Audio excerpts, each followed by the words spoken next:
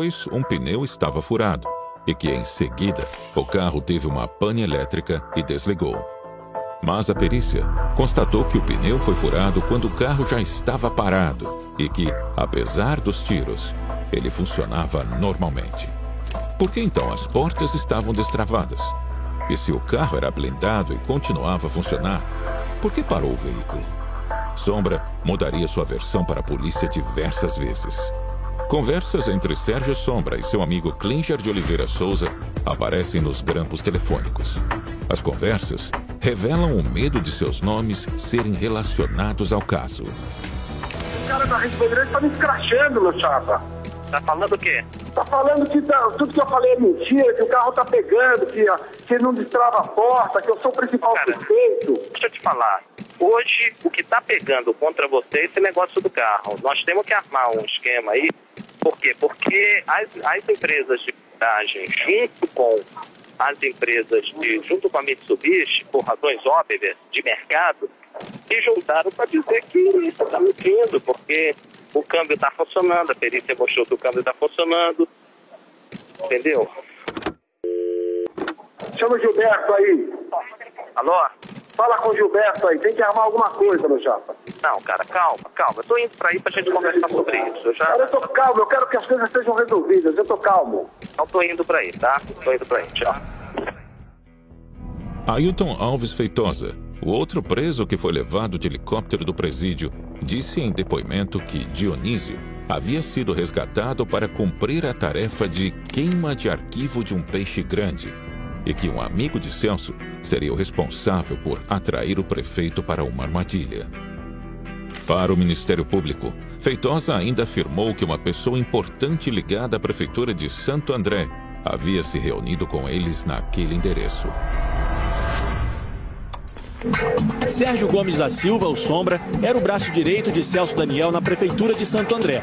Mas qual seria a ligação dele com a quadrilha da favela Pantanal, presa por matar o prefeito? Dionísio Aquino Severo, um especialista em sequestros e apontado pelo Ministério Público como uma peça-chave no plano. O vice-prefeito de Celso Daniel no primeiro mandato em Santo André, José Cicotti, disse em depoimento na época que viu os dois juntos na prefeitura. Viu Dionísio junto com o Sérgio e com mais umas 30 pessoas. O vice-prefeito também morreu. Segundo o Ministério Público, Dionísio Aquino Severo foi escolhido por Sombra para comandar o sequestro de Celso Daniel. O assassinato cercado de mistérios revelou um perigoso jogo de corrupção, poder e contradições, seguido de uma série de mortes de testemunhas a acusados do crime. Afinal, era crime político ou assassinato comum? Além do processo de coautoria do assassinato de Celso Daniel, Sombra foi denunciado em mais 2 ações criminais pela promotoria. Uma por corrupção e a outra por fraude em licitações com outras 2 pessoas. O então secretário de Serviços Municipais de Santo André, Klinger de Oliveira Souza, e o empresário Ronan Maria Pinto.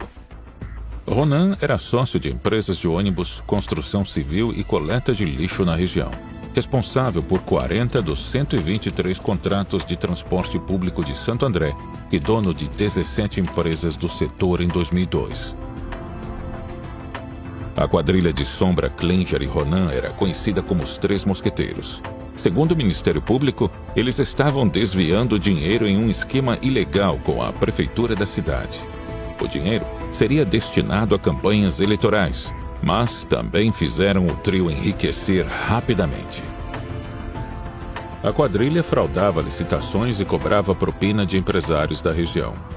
A deputada Mara Gabrilli, filha de um dos empresários extorquidos, contou que Sérgio, Sombra e Klinger iam armados na casa de seu pai cobrar o dinheiro. Empresários da cidade confirmaram em depoimento que entregaram dinheiro diretamente à Sombra.